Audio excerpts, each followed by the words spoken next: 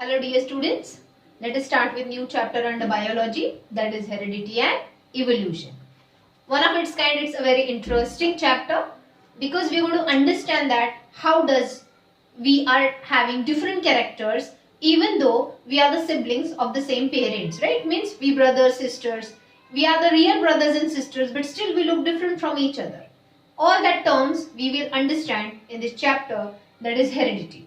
Then under the topic evolution, yes, I agree, it is omitted only for this year due to the corona pandemics. But still, I am going to teach you about the process of evolution also. Evolution means how these millions of types of living things originated on the earth. That we are going to study on the topic evolution. So, before talking about heredity and all, let me explain you something basic about the cell, its nucleus and the chromosomes. Because when you understand that basics regarding the cell, then and then only you'll understand the topic called heredity and also evolution. Okay. So students, in the 9th standard, we all have studied the structure of a cell. Basically, I'm talking about the structure of eukaryotic cell. So suppose this is any eukaryotic cell. What is eukaryotic cell? The eukaryotic cell is the cell which is having a well-developed nucleus. Well-developed nucleus means what? The nucleus of a eukaryotic cell has its own protective membrane, that is called nuclear membrane. Okay. So this is nucleus having its own membrane, that is nuclear membrane. Inside the nucleus there is genetic material. Now this genetic material is nothing but chromosomes. How does a chromosome look when the cell is under division? Yes, यहाँ पे जो मैंने ये genetic material निकाला है, ये genetic material यहाँ पे क्रोमोसोम्स है, but in a thin thread like form. Actually chromosome ऐसे दिखता है, upper arm, lower arm and बीच में कंस्ट्रिक्टेड रीजन, बीच में दबा हुआ है. ये अपर आर्म है क्रोमोसोम का, ये लोअर आर्म है, राइट. अब ये जो क्रोमोसोम है ये बना किसका है? It is made up of highly coiled, double-stranded DNA. You know DNA? Highly coiled, double-stranded DNA. But actual में इधर क्रोमोसोम ऐसे दिख रहा है क्या? यहाँ पे क्रोमोसोम thread-like structures है which are entangled into each other. Okay? क्योंकि जब सेल रेस्टिंग स्टेट में होता है, जिसको बोलते हैं इंटरफेज, सेल कौन सी स्टेट में है? रेस्टिंग स्टेट में. रेस्टिंग स्टेट में मतलब, इंटरफेज में मतलब ये अभी डिवाइड नहीं हो रहा है. ओके, ये पूरा एनर्जी गेन करेगा in the resting phase and after gaining energy the cell will start dividing.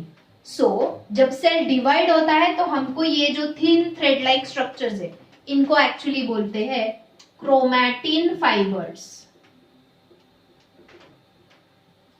So genetic material is nothing but chromatin fibers.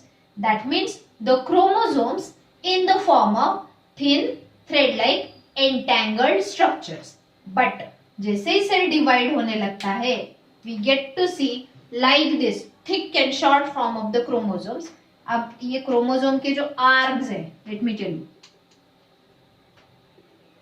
Arm of the chromosome is called chromatid.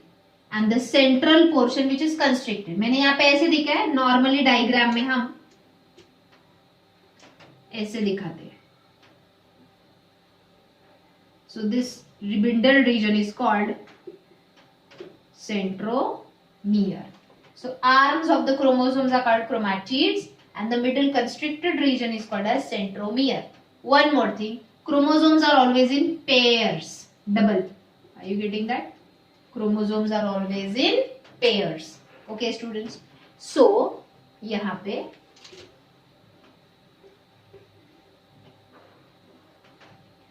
the nucleus is consisting of genetic material. Because of having its own membrane, that is nuclear membrane, the genetic material is not mixed up in the cytoplasm. इसलिए ये eukaryotic well developed cell है. यहाँ पे इसके chromosome direct cytoplasm में mix नहीं होते क्योंकि न्यूक्लियस को अपना खुद का एक एनवलप है, प्रोटेक्टिव मेम्ब्रेन है. Now so genetic material means nothing but chromosomes. When chromosomes when the cell is undergoing division, जब सेल डिवीजन नहीं करता है तो these are only called as chromatin fibres. Now what this chromosomes are made up of? Just now I told you chromosomes are made up of DNA. एक minute. Chromosomes are made up of DNA. ये है एक strand DNA का, highly coiled. अगर pull out करके निकाला तो chromosome actually wound material है डीएनए का. ओके, सिंपल एग्जांपल, घर में धागे का रहता है ना वो रील खींचो, पूरा थ्रेड निकल के आएगा. वैसे ही क्रोमोसोम का एक एंड अगर पुल किया तो पूरा ये अनवाइंड हो जाएगा. That will be a DNA. Okay, अब यहाँ पे DNA is made up of two strands. Strands means two thread-like structure. ये है one strand of the DNA. This is another strand of the DNA. You tell me, students, are the DNA strands parallel to each other or twisted around each other? Twisted around each other. The DNA strands are not parallel to each other. The DNA strands are twisted around each other. Now let me tell you one thing. ये जो DNA के strands है, दो strands है, double helical structure बोलते हैं इसको. Double means two strands, thread-like structure, and helical means coiled around each other. They are made up of they consist of 4 nitrogen bases. Nitrogen से बने हुए products. Adenine, thymine, cytosine and guanine. तो ये जो DNA strand है इसके ऊपर ये 4 टाइप के नाइट्रोजन बेसिस होते हैं जिनको हम बोलते हैं जेनेटिक कोड्स. क्यों? सुनिए, पहले मुझे यहाँ पे दिखा है. सपोज ये मैंने पहला मैं काम करती हूँ, दोनों थ्रेड जरा अलग कलर के निकालती हूँ. You will understand these are the 2 strands of the DNA.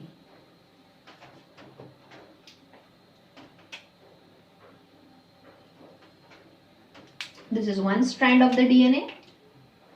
This is another strand of the DNA which are coiled around each other. अब ये DNA strands पे क्या प्रेजेंट होते हैं? Nitrogen bases. चलो यहाँ पे है initial. A means adenine, T means thymine, C means guanine, cytosine and G means guanine. Okay. So अगर DNA के इस स्ट्रैंड पे A है तो उसके अपोजिट स्ट्रैंड पे हमेशा T होता है. याद रखो. मीन्स एडेनिन हमेशा पेयर्ड रहता है किसके साथ? थाइमिन के साथ. तो बोलो मुझे, अगर यहाँ पे T है तो इधर क्या होगा? Correct, A. किन दो की जोड़ी है? एडेनिन एंड थाइमिन की. तो ऑटोमेटिकली आई थिंक तुमको भी समझ में आया होगा, अगर एक स्ट्रैंड पे C है तो अगले स्ट्रैंड पे क्या होगा? अपोजिट स्ट्रैंड पे क्या होगा? G, that is guanine. तो अब चलो बताओ, यहाँ पे A है तो T, G है तो C है तो G, अगेन C है तो G. तो ऐसे पूरे डीएनए पे ये जेनेटिक कोड होते हैं, समझे, जिनको हम बोलते हैं नाइट्रोजन बेसिस. बिकॉज ये जो भी है एडेनिन, थाइमिन, साइटोसिन, गुआनाइन, ये नाइट्रोजन से बने हुए, नाइट्रोजन प्रोडक्ट से बने हुए. समझ में आया? ओके. अब इससे सबसे इंपॉर्टेंट पॉइंट मैं बताने वाली हूँ जिससे तुमको हेरिडिटी भी समझेगा और इवोल्यूशन भी समझेगा. अब ये जो डीएनए है, so see, nucleus of a cell is made up of chromatin fibers or it consists of chromatin fibers. Chromatin fibers means chromosomes are made up of DNA and proteins. So DNA I showed you. DNA is made up of double strands which are coiled around each other, and the strand consists of 4 nitrogen bases in which adenine is always paired with thymine and cytosine is always paired with guanine. When I will break this DNA into small segments, that is into small pieces, so the segments of the DNA are called genes. For example,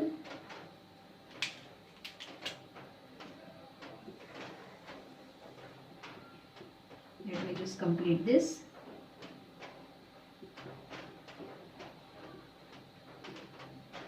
And ये जो genetic code है ये natural है. Are you getting that? And ये codes की वजह से ही हमारे बॉडी कैरेक्टर होते हैं. कैसे? Let me prove you just now. अब सपोज ये जो ब्लू स्ट्रैंड है इसका मैंने यहां तक सेगमेंट लिया, तो चलो ये ब्लू स्ट्रैंड पे जो जेनेटिक कोड है वो पढ़ो. TAG, TAG. आगे AGC, A G C। मैंने ऐसे क्यों लिखा है? क्योंकि ये जो जेनेटिक कोड्स है हमेशा 3 के सेट में प्रेजेंट होते हैं, मतलब इक्विडिस्टेंट नहीं होते ऐसे, ये इक्विडिस्टेंट नहीं होते, ऐसे होते 1 2 3 1 2 3 1 2 3। समझ रहे हो? So on a segment of DNA, what is the segment piece of DNA is called gene. उसके ऊपर क्या होते हैं? Genetic codes. 1 1 होते हैं कि इन अ सेट ऑफ 3 होते हैं? इन अ सेट ऑफ 3, जिनको बोलते हैं triplet codons. Genetic codes in the form of triplet codons. Codons means genetic code, triplet means in a group of 3। क्यों? अब देखो, आई होप स्टूडेंट्स यहां तक समझा होगा, एंड ये टेक्स्ट बुक में नोट्स में किधर भी नहीं दिया है, ये एक एक्स्ट्रा इंफॉर्मेशन है। एक्चुअली ये समझा तो पूरा चैप्टर समझता है। तो बेटर आज का वीडियो देखते वक्त मैं जो जो यहाँ पे बता रही हूँ, जो यहाँ पे लिख रही हूँ, प्लीज अपने खुद के रफ नोट्स बनाओ ये वीडियो के थ्रू। ओके, अब ये जो ट्रिपलेट कोडॉन्स है, मैंने यहाँ पे 2 ही दिखा है। एक जीन पे डिपेंड करता है कितने ट्रिपलेट कोडॉन्स होते हैं, ये सब नेचुरल है, हम ये डिसाइड नहीं कर सकते। जैसे कि ये जो जीन है इसके ऊपर 2 ट्रिपलेट कोडॉन्स है, सपोज मैंने एक और जीन मतलब निकाला अगर हमने ह्यूमन बॉडी के क्रोमोसोम के डीएनए का, तो उस पे 2 की बजाय 4 कोडॉन्स हो सकते हैं, 5 हो सकते हैं, 6 हो सकते हैं, डिपेंड करता है। अब चलो, ये जो ट्रिपलेट कोडॉन्स है इनका फंक्शन क्या है? Every triplet codon is a information to produce amino acid। क्या प्रोड्यूस करता है triplet codon? Amino acid. Let me tell you, human body में 23 टाइप्स के अमाइनो एसिड्स है। कितने? 23, मोस्टली 20 भी बोलते हैं, पर 23 अमाइनो एसिड्स है। अमाइनो एसिड्स जब बाइंड होते हैं तो क्या बनेंगे? कौन से फूड मॉलिक्यूल बनेंगे? Proteins, correct. अरे हमने डाइजेशन लेसन में पढ़ा है ना, when proteins are digested amino acids are produced. So when amino acids will be bound, what will be produced? Proteins. हमारे जो भी बॉडी कैरेक्टर्स है, they are nothing but because of the proteins. The type of protein produced in our body will decide our body character. समझ में आ रहा है? तो देखो, सपोज ये है ट्रिपलेट कोडॉन TAG, इससे प्रोड्यूस होगा अमाइनो एसिड X। ये है triplet codon AGC, codon same है क्या? नहीं, कोड अलग है तो अमाइनो एसिड भी अलग है। चलो, इससे प्रोड्यूस हुआ अमाइनो एसिड Y। फिर हमारे सेल में ही आरएनए होता है। क्या होता है? आरएनए। डीएनए के जैसा दूसरा एक genetic material is RNA. RNA का काम है ये जो अमाइनो एसिड्स इनको बाइंड करना, अमाइनो एसिड्स को बाइंड करना। तो amino acid X is bound to amino acid Y to produce a protein, क्योंकि मैंने अभी बताया when amino acids are bound together. अच्छा, अमाइनो एसिड के बीच में कौन सा बॉन्ड होता है? 2 अमाइनो एसिड्स के बीच में जो बॉन्ड होता है उसको बोलते हैं पेप्टाइड बॉन्ड। क्या बोलते हैं? Peptide bond. Peptide means the bond which connects amino acid to each other to produce proteins. Okay, चलो, X and Y amino acids bind होके प्रोड्यूस हुआ सपोज प्रोटीन A। प्रोटीन के भी अलग अलग नाम होते हैं। फॉर एग्जाम्पल, ये जो प्रोटीन A है इसको मैं बोलूंगी melanin. What is the name of this protein? Suppose melanin. You know what is the character we get in our body when the melanin is produced in our skin? Yes, dark color of the skin. कोई fair होता है complexion में, कोई dark होता है, कोई black होता है। Are you getting that? तो ये जो स्किन कलर है ये एक बॉडी कैरेक्टर है। किसकी वजह से आया? प्रोटीन मेलानिन की वजह से। ये प्रोटीन मेलानिन कब प्रोड्यूस हुआ? जब amino acid X and Y bind हो गए। ये amino acid X and Y कहाँ से आए? जीन के ऊपर जो कोड था वहां से। जीन कहाँ से आया? डीएनए में से। डीएनए कहाँ से है? क्रोमोसोम में। क्रोमोसोम कहाँ पे है? न्यूक्लियस में। अंडरस्टैंडिंग? एक और एग्जांपल देखिए। चलो, अब सपोज ये है protein A, forget about melanin. ये protein A which is responsible for straight hair. Yes, हमारे बाल स्ट्रेट होंगे कि कर्ली होंगे, ये भी एक बॉडी कैरेक्टर है, राइट? स्ट्रेट हेयर उसी इंसान में होगा जिसमें प्रोटीन A प्रोड्यूस हो रहा होगा। प्रोटीन A उसमें तब प्रोड्यूस होगा जब उसकी बॉडी में ये वाला जीन होगा जो X and Y amino acids produce करते हैं। समझ में आ रहा है? अब सपोज किसी और का डीएनए हम देखते हैं। सपोज ये किसी और का क्रोमोसोम है, कोई और डीएनए है और उसका जीन। सपोज यहाँ पे TAG की बजाय अमाइनो एसिड है TAA। देखो, TAG था, G की बजाय यहाँ पे A आया। ट्रिपलेट कोडॉन बदल गया मतलब amino acid suppose x dash है, राइट? यहाँ पे AGC की बजाय ACC है, ओके, कोड अलग तो अमाइनो एसिड भी अलग, X dash plus Y dash, चलो एक्स डैश वाई डैश। अब बोलो प्रोटीन ए प्रोड्यूस होगा क्या? अमाइनो एसिड बदल गए क्योंकि कोड अलग है, कोड अलग है तो अमाइनो एसिड अलग, अमाइनो एसिड अलग तो प्रोटीन भी अलग। चलो प्रोटीन ए की जगह यहाँ पे प्रोड्यूस हुआ protein B, but now that protein is responsible for curly है। समझ में आ रहा है? So whatever body character we have, देखो मैंने अब तक सिर्फ फिजिकल बॉडी कैरेक्टर के एग्जाम्पल दिए, जैसे कि स्किन कलर क्या होगा, हेयर का टाइप क्या होगा, हाइट टॉल होगी कि शॉर्ट होगी, आर यू गेटिंग दैट? तो ये बॉडी कैरेक्टर्स के साथ साथ mental characters, intelligence level, vision power, hearing power, smell का सेंस, जो भी बॉडी कैरेक्टर है, internal characters as well as external, digestion का कैपेसिटी कितना होगा, एक्सक्रीशन प्रॉपरली हो, जो भी बॉडी कैरेक्टर है, every body character, whether it is external character or internal character, is decided by the proteins. Proteins are produced by the codes present on the genes. Genes are the segments of DNA. DNA forms the chromosomes. Chromosomes are present in the nucleus of the cell. So now, I hope you'll understand what is heredity. What is heredity? Transfer of characters. अब यहाँ पे characters के बदले, मैं बार बार बोल रही हूँ body character, body character, body character. Character के बदले I will use a word trait. Trait means only character. So what is heredity? Transfer of body traits from parents to offspring. Do we look like our parents, like them? जैसे एक example देती हूँ, father tall है, mother short है, father dark है, mother fair है. ये दो कैरेक्टर मैंने बताया. Father is tall, mother is short. Father is having dark skin colour, mother is fair. अब उनसे जो बेबी प्रोड्यूस हुआ, suppose baby is tall and fair. What I said? Baby is tall and, अब तुम बोलोगे पैदाइशी बच्चे का हाइट कैसे पता चलेगा? चलता है ना, थोड़ी आफ्टर फ्यू इयर्स तो पता चलेगा ना. I am not talking at once, पैदा होते ही बताओ टॉल है कि शॉर्ट है. समझ में आ रहा है? So baby in future body में कैरेक्टर क्या डेवलप हुए उसके? Baby is tall and fair. Tallness किसका कैरेक्टर था? फादर का. फेयर स्किन किसका कैरेक्टर था? मदर का. तो हम कुछ characters we receive from the father's body and some we receive from the mother's body. How? Through the process of sexual reproduction. Are we found from the egg and sperm? Egg carries half chromosomes from the mother's body, that is 23 chromosomes. Sperms carry half chromosomes, that is 23 chromosomes from father's body. So 23 chromosomes of mother's body, 23 chromosomes of father's body, together forms a mixture of a new chromosome. Mixture nahi, a set of new chromosomes giving us some characters like a parents and some are the variations. समझ में आया? So what is heredity? Transfer of characters from one generation to the next generation, or simply you can say transfer of characters from parents to offsprings is called heredity. Character कैसे transfer होते हैं? Through chromosomes, that means through DNA, that means through genes. but ये chromosome parent body में से हमारी body में किसके through आते हैं? सबसे important, through gametes, correct. So are the gametes connecting link between parent and offspring? Offspring means baby, child. Are the gametes connecting link between parents and offspring?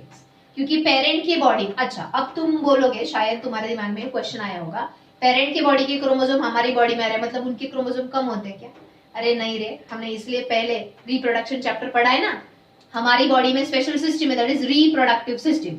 उसमें continuously नए cells, that is gametes produce होते रहते हैं. Gametes produce होते हैं bye cell division. इसका मतलब ये नहीं हमारी बॉडी के क्रोमोसोम्स कम हो जाते हैं when we transfer it to the next generation. समझे? Okay, I hope students you have understood this basic, because when you understand this basic, then and then only you will understand the entire topic called heredity. So let me write it now. ये कुछ भी lesson में नहीं है, notes में भी नहीं है, but you need to understand it to understand the chapter. So let us start with the topic called heredity. Main ये याद रखो, genes are the main functional units of the body characters. क्योंकि genes पे codons होते हैं, codons amino acids produce करते हैं, amino acids bind होके प्रोटीन्स बनते हैं, and proteins decides our body characters. So mainly who decides our body character? Proteins means genes, genes means DNA, DNA means chromosomes. So these all terms are one and the same. They all together decides our body character. And body character are of two types, physical characters and mental characters. Physical means height क्या होगा, size, shape, skin color, etc., hair type, etc.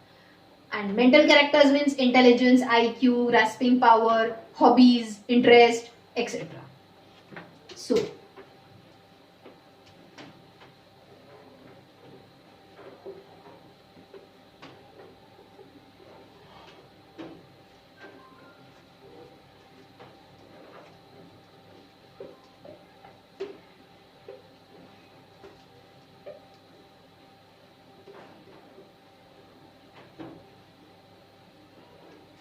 as I told you, chromosomes are always in pairs in the somatic cells. Somatic cells means body cells.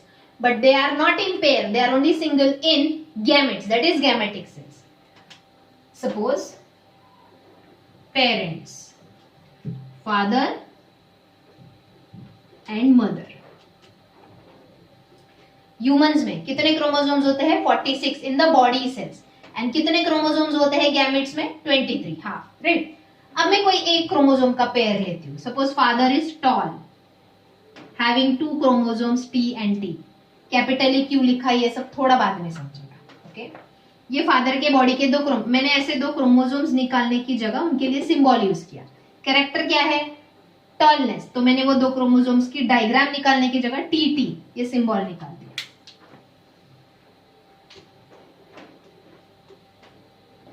Mother क्या है? Dwarf. Short की जगह हम scientific term थोड़ा use करेंगे, dwarf, short heighted. तो इसके chromosome suppose मैंने स्मॉल टी लिखे. स्मॉल ए क्यों लिखे यहाँ पे, बिग कैपिटल ए क्यों लिखे? थोड़ा रुको, समझेगा. अब ये फादर है, ये मदर है. आउट ऑफ 46 क्रोमोसोम्स है, मैंने एक पेयर चूज किया है. टॉलनेस वाला कैरेक्टर है, डॉर्फनेस वाले कैरेक्टर का क्रोमोसोम. अब ये दोनों पेरेंट्स गैमेट्स प्रोड्यूस करेंगे. क्या प्रोड्यूस करेंगे? गैमेट्स. मतलब एग एंड स्पर्म. यहां से स्पर्म प्रोड्यूस होगा. स्पर्म में 2 में से सिर्फ कोई एक ही क्रोमोसोम आएगा. एग में भी 2 में से कोई एक ही क्रोमोसोम आएगा, क्योंकि हमने पढ़ा है gametes are produce by the process of meiosis. And जब ये सेल डिवाइड हो रहा है, जब मियोसिस होता है तो 2 में से सिर्फ एक ही क्रोमोसोम अगली सेल में जाता है. समझे? अब ये है स्पर्म, ये है एग. फ्यूज होके जो ऑफस्प्रिंग पैदा होगा, जो चाइल्ड प्रोड्यूस होगा, या we also call it as progeny और ऑफस्प्रिंग विच विल प्रोड्यूस. उसके बॉडी सेल में ये दोनों क्रोमोसोम है. टॉलनेस वाला क्रोमोसोम भी है और शॉर्टनेस वाला क्रोमोसोम भी है. अब ये चाइल्ड की हाइट क्या होगी? क्योंकि इसकी बॉडी में टॉलनेस वाला क्रोमोसोम भी है और डॉर्फनेस वाला भी. बोलो हाइट क्या होगी? आई गेस मेजॉरिटी स्टूडेंट ने बोला होगा मीडियम हाइट. ना टॉल ना short, medium. No, you are wrong. The progeny is having tall height. अब ऐसे कैसे? देखो, ये एक क्रोमोसोम है, ये दूसरा क्रोमोसोम है. चलो, ये क्रोमोसोम का ये जीन है, ये क्रोमोसोम का ये. इधर कुछ तो कोडॉन्स है, इधर कुछ तो कोडॉन्स है. लेकिन ये जो शॉर्टनेस वाला क्रोमोसोम है, ये प्रोटीन ए प्रोड्यूस ही नहीं करता. लेकिन जो टॉल वाला जीन है, ये प्रोटीन ए प्रोड्यूस कर रहा है. तो जितना ज्यादा प्रोटीन ए प्रोड्यूस होगा, उतना हमारी बॉडी में एक हार्मोन, उसको बोलते हैं ग्रोथ हार्मोन, वो प्रोड्यूस होगा एंड हाइट बढ़ेगी. Are you getting? लेकिन मदर की बॉडी में ये कैपिटल T वाला क्रोमोसोम है ही नहीं. मतलब इसकी बॉडी में दोनों शॉर्टनेस वाले जीन है, ये वाले जीन है, जिसमें से प्रोटीन ए प्रोड्यूस नहीं हो रहा है. मतलब मदर बॉडी में प्रोटीन ए प्रोड्यूस नहीं हो रहा है, उसकी वजह से उसकी बॉडी में ग्रोथ हार्मोन प्रॉपरली सिक्रेट नहीं हो रहा है, उसकी हाइट छोटी रहेगी. हमारी बॉडी में एटलीस्ट एक तो क्रोमोसोम है जो प्रोटीन ए प्रोड्यूस कर रहा है. तो भले ये वाला प्रोटीन ए प्रोड्यूस नहीं कर रहा है, फर्क नहीं पड़ रहा है, ये तो कर रहा है ना. Are you getting me? तो यहाँ पे फादर बॉडी से भी कैरेक्टर आया, मदर बॉडी से भी कैरेक्टर आया. लेकिन कौन सा कैरेक्टर सीन विजिबल है? टॉलनेस वाला के डॉर्फनेस वाला? Baby is toll, so which character is seen, which character is visible? That character is called dominant gene और डोमिनेंट कैरेक्टर. देखो, बेबी के बॉडी में दोनों क्रोमोसोम आए. टॉलनेस वाला क्रोमोसोम फादर से आया, शॉर्टनेस वाला क्रोमोसोम मदर से आया. तो बेबी ने एक्चुअली टॉली हाइट दिखाया, शॉर्ट हाइट वाला कैरेक्टर बेबी ने नहीं दिखा है, बॉडी ने नहीं दिखा है, मीन्स टॉलनेस वाला जो क्रोमोसोम है वो ज्यादा पावरफुल है। पावरफुल है क्योंकि वो प्रोटीन प्रोड्यूस कर रहा है जो बॉडी को चाहिए हाइट गेन करने के लिए। Are you getting? So out of the two characters, the character which is shown by the baby is called dominant gene. Dominant मतलब उसके साथ कोई भी हो फर्क नहीं पड़ता उसको, वो अपने आप को ही शो करेगा। लेकिन ये जो है ये है रिसेसिव जीन। अब रिसेसिव क्यों? ये अपने आप को तभी शो करेगा, देखो बॉडी बेबी शॉर्ट कब होता, डॉर्फ कब होता, जब उसकी बॉडी में दोनों स्मॉल टी होते। अगर होते उसकी बॉडी में दोनों स्मॉल टी तो ही बेबी अपना बॉडी कैरेक्टर दिखाता शॉर्ट। सो ये जो रिसेसिव जीन्स है ये अपने आप को तभी प्रेजेंट कर सकते हैं जब वो अपने आइडेंटिकल पार्टनर के साथ है, capital T sorry small T. लेकिन ये वाला जो डोमिनेंट जीन है इसके साथ कोई भी अल्टरनेटिव जीन हो, अल्टरनेटिव मतलब उसका अपोजिट, ये अपने आप को ही रिप्रेजेंट करता है। या यू कैन से ये जो डोमिनेंट जीन है ये रिसेसिव जीन को हाइड कर देता है, मास्क कर देता है, सप्रेस कर देता है वो अपने प्रोटीन्स प्रोड्यूस करके। समझ में आया? तो यहाँ पे मैंने तुम लोगों को तो बहुत इंपॉर्टेंट वर्ड समझाए, dominant gene and recessive gene, हमेशा याद रखो। एंड ये ऐसे ही नहीं आया, ऐसे बहुत सारे एक्सपेरिमेंट्स करने के बाद साइंटिस्ट ये कंक्लूजन पे आए कि हमारी बॉडी में कुछ जीन्स डोमिनेंट होते हैं और कुछ जीन्स रिसेसिव। डोमिनेंट जीन्स अपने आप को शो करते हैं in the form of our body characters. Recessive gene body में प्रेजेंट है लेकिन वो अपने कैरेक्टर्स को एक्सप्रेस नहीं कर पाते। वो कब अपने आप को एक्सप्रेस कर पाएंगे? Only when they are coming with another recessive gene. The dominant gene can express itself when it is with its identical partner or even though it is with its alternative partner. क्योंकि ये dominant है, ये अपने आप को express करेगा ही। समझ में आया? Okay. Now, here if you see, मैंने capital letter क्यों use किया?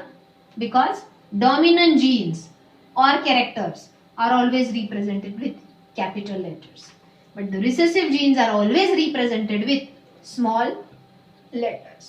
One more thing, ये भले ही टॉल हाइट है, ये भले ही शॉर्ट हाइट है, बॉडी कैरेक्टर क्या है? Body character height, whether it is tall or it is dwarf, height से related character. So characters, these are the symbols represented for the same character. So the character with dominance is represented with capital letter. And the corresponding character with recessive trait is represented with corresponding small letter. Are you getting? मतलब height के लिए, dominant height के लिए अगर मैंने capital T use किया है तो रिसेसिव हाइट के लिए, दैट इज शॉर्ट हाइट के लिए, मैं यहाँ पे डी नहीं यूज करूंगी, मैं यहाँ पे एस नहीं यूज करूंगी, मैं स्मॉल टी ही यूज करूंगी। समझे? फॉर एग्जाम्पल इफ आई से स्ट्रेट हेयर के लिए मैंने कैपिटल एस यूज किया, स्ट्रेट हेयर, तो मैं कर्ली हेयर के लिए क्या यूज करूंगी? सी। No, I will use small c. Sorry, I will use small s. Understood students? So अभी तक मैंने सिर्फ इंट्रोडक्शन दिया है, अभी हमने मेन चैप्टर को हाथ भी नहीं लगाया है। समझ में? हाँ, थोड़े point dominant, recessive, it is represented in capital, it is represented in small letters with corresponding small letters, ये सब मैंने अब तक बताया। But still properly point wise I am going to start in the next lecture. But आज का ये please अच्छे से गो थ्रू करो एंड स्टडी थरली। आज जितने भी पॉइंट्स मैंने समझाए, अगर वो समझा, again I am telling you, then and then only you will be able to understand the chapter. Okay students, thank you.